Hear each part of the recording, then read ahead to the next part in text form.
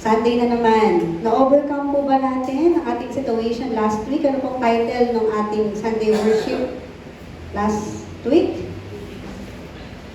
Conqueror. We are a conqueror. Ano ba ibig sabihin ng conqueror? We overcome everything kahit may pangit na nangyari sa buhay natin. But this time, gusto ko pong i-share sa inyo ang ating pag-aaralan patungkol sa daan pabalik sa Diyos. There is only one way back to God. Ano pong sabi sa ating scripture? Jesus said, I am the way, the truth, and the life. No one comes to the Father except through me. Sino po yung only one way na sinasabi sa Biblia? Si Jesus. Nasaan po si Jesus? Bago po tayo magpatuloy, meron po akong tanong. Pag namatay po tayo ngayon, saan po tayo mapupunta? Sagutin niyo po, no, ng personal. Saan ba ako mapupunta pag namatay ako? Maraming tao ang nag-worry. Maraming tao ang nagtatanong bakit hanggang ngayon naghihirap pa din ako. Hindi sinabi ng Diyos na ituturo ko sa inyo ang daan. Ano pong sinabi niya? Sinabi niya na siya mismo ang daan. Na sometimes, marami po tayong worries, marami tayong plans, marami tayong way na tinatahak. Pero ano pong sabi sa Biblia? Siya mismo ang daan. Ang kaligtasan ay hindi natin makikita saan? Sa church, sa religion, sa mabuting gawa, kundi kay Jesus lamang. So this is a basic message na nais ko pong ma-remind ulit tayo na madalas nalilimutan na natin na kung ano yung purpose ng buhay natin. Kasi naiiba na yung landas natin, naiiba na yung way. Pero ano pong sabi ng Diyos, nire-remind tayo na He is the only way. Way po saan? Para lumaman ako? Hindi po. Way para magkaroon ka ng kaligtasan. At buhay na walang hanggan kay Jesu Kristo. Na maraming tao nagsa-search, naglo-look forward kung ano mangyayari in the future without the Word of God. Pero kung nais natin na pagpalain tayo ng Diyos, kilalanin muna natin ang Diyos. At ano yung purpose bakit tayo nabubuhay sa mundong ito? No, sa ating pong point number 1, God created you with purpose. Nilikha ka ng Diyos with purpose. No, lagi ko pong sinasabi yan na hindi lang tayo basta tao. Kumakain, natutulog, nagtatrabaho, ulit-ulit. God created you with purpose. Ano pong sabi sa Genesis 1:27? God created mankind in His own image. Tignan niyo po yung katabi niyo. No? Sila ay imahe ng Diyos. Ikaw ay imahe ng Diyos. Hindi tayo galing sa kung saang hayop. No? Huwag na ikumpara na tayo ay galing sa hayop. Tayo po ay galing sa Diyos. Sabi po sa Biblia, God created you with His own image. Kaya kung nalilimutan mo kung sino ka, ito yung maging panalangin mo. Genesis chapter 1:27. You are created in God's image. You have value, you have worth, you have purpose. Pero tayo mismo, dinedegrade natin yung sarili natin. But nire-remind ka ulit ng Diyos sa umagang ito that you have value. May purpose ka, may worth yung buhay mo. Ano pong sabi sa Genesis chapter 1, verse 28? God blessed them. Sino po yung pinagpala ng Diyos? God blessed them and said to them, be fruitful and increase in number. Fill the earth and subdue it. Rule over the fish in the sea and the birds in the sky and over every living creature that moves on the ground. Sino po yung tinutukoy ng Diyos na pinagpala niya? Yung tao. Ikaw, you have power to control everything around you. Pero ano pong nangyayari? Baliktad. Yung mundo, yung kumokontrol sa atin. But again, this is a reminder ng Diyos na kontrolin natin yung mga nakapaligid sa atin with the guidance of the Word of God. No, ang original plan po ng Panginoon is blessing. That's the original plan ng Panginoon. Ang nais ng Diyos, ang plano ng Diyos ay maibalik yung imahe na nawala. No, hindi yung pagkawasak, buhay na pagkawasak, hindi po yun yung nais ng Diyos. Pero may tanong po tayo, bakit po yung buhay ko wasak? Bakit yung buhay ko mahirap pa din? That's the time that you allow God to restore the image na nawala sa atin. No? Pero puntahan po natin, balikan natin yung fundamental problem. No, ito yung madalas nating nakakalimutan. Humankind fundamental problem is kasalanan. Romans 3:23, for all have sinned and fall short of the glory of God. Lahat po nagkasala, walang ligtas ni isa. Kahit yung mga batang maliliit.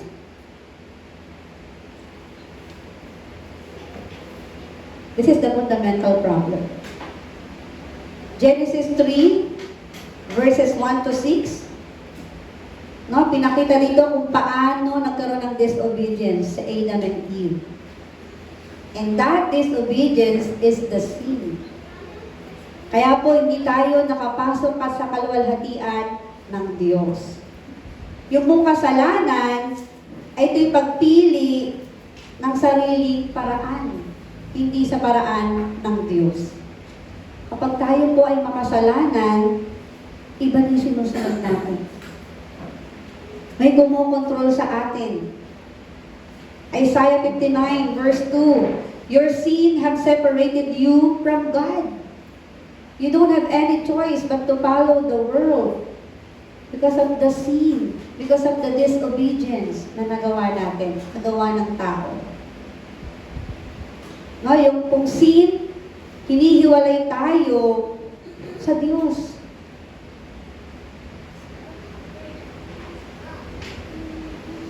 Yung sin, binablock niya yung connection natin sa Diyos.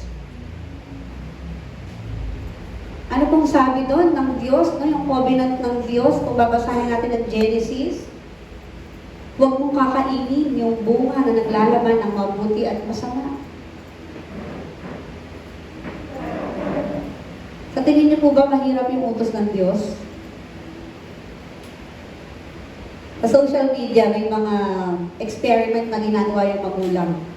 Paupuin yung anak, then may candy. Aalis sila ng mga ilang minuto. I-check nila kung kakainin ng bata yung candy. Ang instruction, do not touch, do not eat. May mga batang nakakasunod, may mga batang hindi. Pero sa Biblia po, yun yung utos ng Diyos. Pero dahil sa may nilalang, no? Na nais silang i-deceive. Ang tao ay nahulog sa kasalanan. Ano po yung buhay natin without God? Anong kalagayan mo ngayon? Check yourself. Ano may kalagayan ko ngayon? Masaya ba ako? Malungkot ba ako? Life without God is empty. Life without God is empty. John 8:44. The devil is liar. Ano pong ginagawa ng diablo? Nagsisinungaling, pumapatay. Ang pangako niya is freedom. Pero ang kapalit nun ay pagkagapos. No, eternal bondage. Yun yung nais ni Satanas. At doon tayo nahulog. Yung ama natin ay yung prinsipe ng mundong ito. Sino po yun? Ang diablo. Kaya wala tayong choice. But to follow our Father. Anong ginagawa niya? Pumatay? Magnakaw? Maging makasarili? Kasi wala tayong choice. Siya na yung kumokontrol sa atin. But ano pong sabi sa Biblia? Matthew 11:28. Come to me, all who are weary and burdened. Sino pong nabe-burden dito? Sino nag-aalala? Anong sabi ng Diyos? Dito, halika dito. But we never respond. Kaya lagi tayong inaanyayahan ni Jesus. Kung pagod ka, pumarito ka. Kung sugatan ka, dito ka. Kung nabibigatan ka, come to me. Yun yung nais ng Diyos sa atin. But because we are controlled by the world, by the father of this world, we cannot come to Jesus. Hindi tayo makabalik kahit gusto natin. Hindi tayo makapag-pray kahit gusto natin. Hindi tayo makapunta sa church kahit gusto natin. Kasi ang nais ni Satanas, hindi ma-restore yung imahe ng Diyos sa'yo. Kapag yung imahe ng Diyos na-restore sa'yo, yung true happiness, mararanasan natin. At yun yung ayaw ng mundo. No, maraming tao, o tayo, kadalasan, maging Kristiyano. We are good in social media. Nakangiti tayo sa social media. Pero pag nasa bahay tayo, umiiyak tayo. Pag nasa bahay tayo, puno-puno tayo ng worries. No, ganun tayo dinadaya ng mundo. But anong sabi ng Panginoon? Anong response ng Panginoon? John 3:16, For God so loved the world. For God so loved you. Romans chapter 5 verse 8, While we were still sinners, Christ died for us. Mahal ka ng Diyos. Kahit di ka pa nagbabago, mahal ka ng Diyos.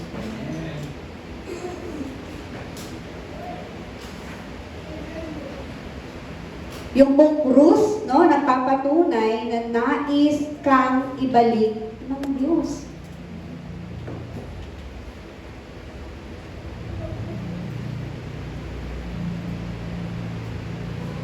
Yung Panginoon po, siya mismo yung bumaba to rescue you. To get us from darkness to light. Hindi lang siya sumigaw mula sa langit na ililigtas ka niya. Siya mismo inabot ka niya. Bumaba siya para sa iyo. So yun lang po, kung pag-aaralan natin yung salita ng Diyos, yung love ng Diyos, kasabihin mo, thank you, Lord.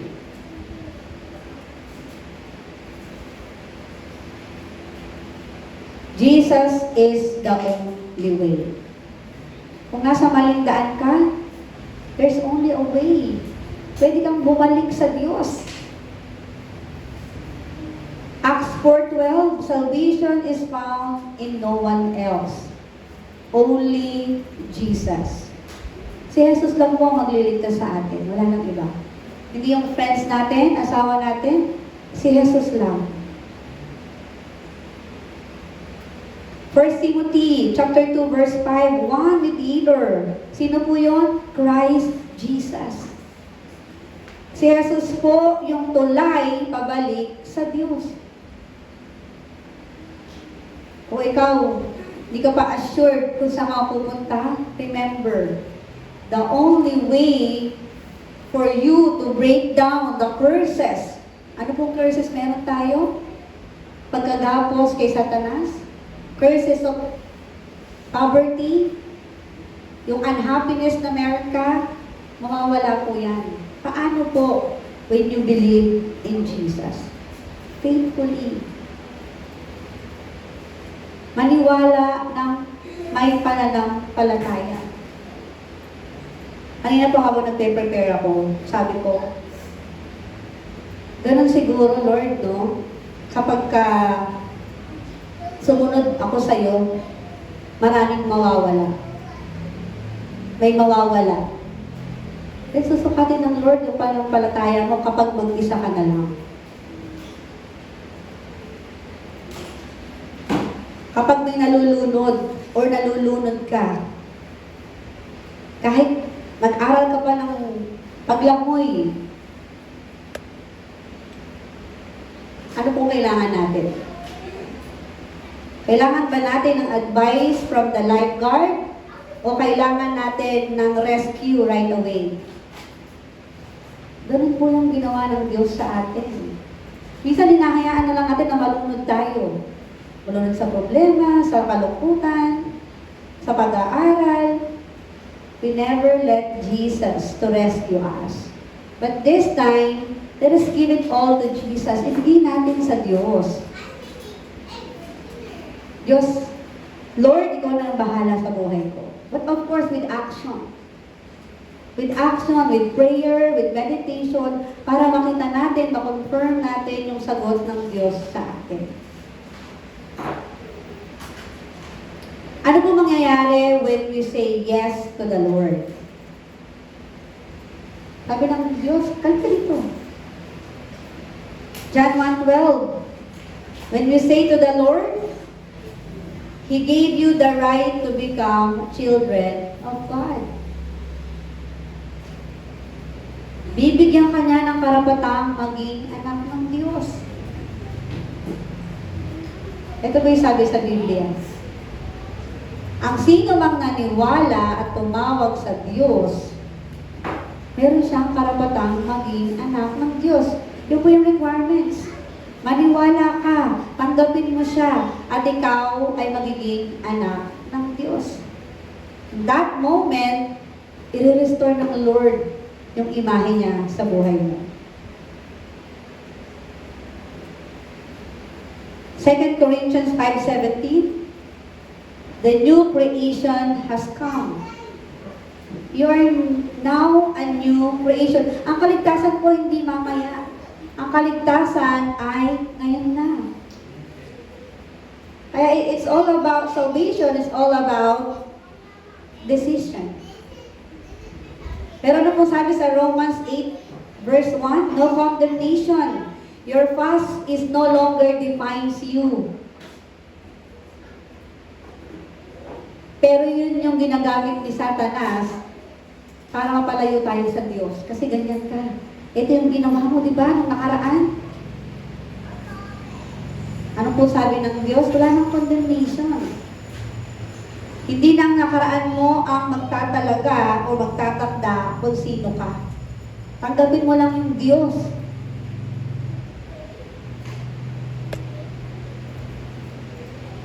Nung nagkasala ang tao, nung bigay yung Diyos ng covenant, ang sabi niya, huwag mong kakainin to. Mahirap po, madali. Pero nung sinabi ng Diyos, kapag naniwala ka, tinanggap mo ang Diyos, ikaw ay magiging anak ng Diyos. Mahirap po ba? Madali. So it's all about decision time. Revelations 3:20, I stand at the door and knock. Every Sunday, every prayer meeting, every evangelism time, that's the time na yung Lord nangungusap sa atin. At yun yung time kung magre-response ba tayo sa Lord. So this time po, kung nag-aalangan tayo, kung ano bang estado ng spiritual life ko, the Lord is knocking at the door of your heart. Ang mga bata kami, may tumatawag. Ayaw namin lumabas. Kasi baka maniningil. No? Pero sa Biblia, yung Lord kumakatok sa iyo. Tinatawag ka. Brother Ariel, tinatawag ka ng Diyos. Anong sasabihin mo? Wait lang Lord, busy pa ako. Or yes Lord. It's all about decision now. Makatok yung Diyos, so binibigyan tayo ng freedom, ng chance to choose. Kaya ikaw po ang magpapasya. Hindi yung church, hindi yung kaibigan mo na nagdala sa'yo sa church. Ikaw yung magpapasya kung tatanggapin mo ang Diyos. Pero ano po yung pananampalataya? Panalangin may pananampalataya. Naniwala ka kahit di mo alam kung ano yung mangyayari pag tinanggap mo yung Diyos. And that's the time makikilos ng Diyos sa atin. So kung nais niyo pong tanggapin yung Diyos and your response to God that, yes Lord, nais ko po kayong ilid sa panalangin pagtanggal. Ito po yung panalangin na inaalaw natin na yung Lord kumontrol sa atin. Hindi yung past. Hindi yung mali. Hindi yung maling ginawa mo in the past. Hindi yung maling ginawa mo kahapon. But this is another chance for you na mag-respond sa Lord. Yes, Lord, susunod ako sa iyo. Kung nais niyo pong tanggapin ng Diyos sa puso niyo at i-restore ang imahe ng Diyos sa buhay mo, sumunod po kayo sa panalangin pagtanggap. Hallelujah, Jesus. Panginoon, ako po ay makasalanan. Napahiwalay sa iyo. Na iba ng direksyon. Punong-puno ng problema. Nahihirapan po ako. But Lord, salamat sa salita mo. Salamat kay Kristo na binigay mo upang maging daan ng kaligtasan. Sa oras na ito, Panginoon, tinatanggap kita sa puso ko. Sa buhay ko, manahan ka. Alisin niyo po ang kaisipan ng nakaraan para hindi ako magpatuloy. Sa mga oras to, Panginoon, gawin mo akong anak ng Diyos. Tulungan mo ako mabago. Tulungan mo ako mabuhay sa salita ng Diyos. Isulat mo ang aking pangalan sa aklat ng buhay. Bigyan mo ako ng kaliwanagan.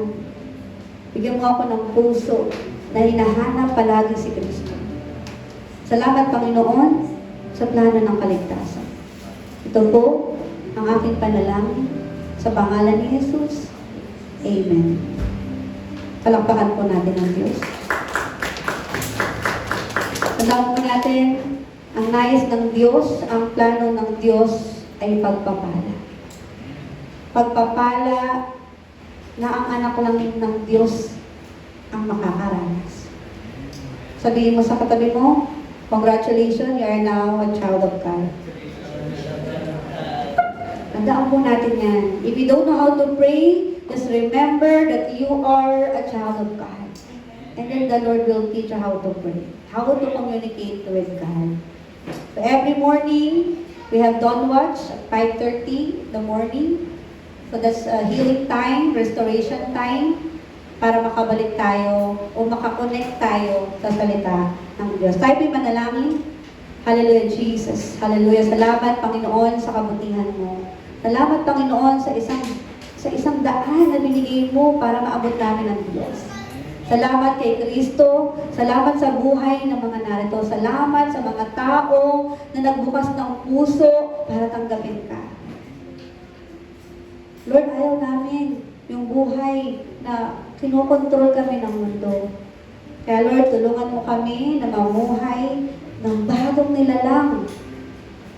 Sa mga oras to, Panginoon, alam namin na unti-unti mo kaming binabago. Salamat sa sitwasyon na nahihirapan kami.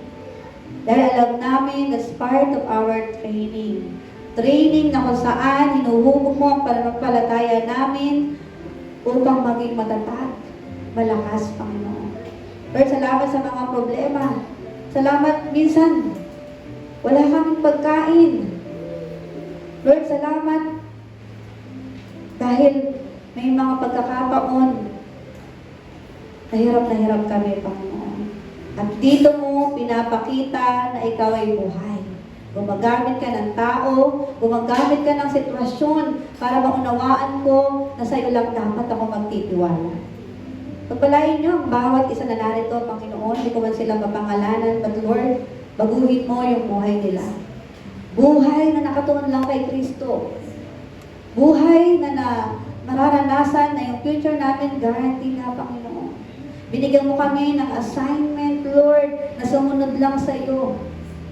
At tulad ng mga ginamit mo sa Bible, Panginoon,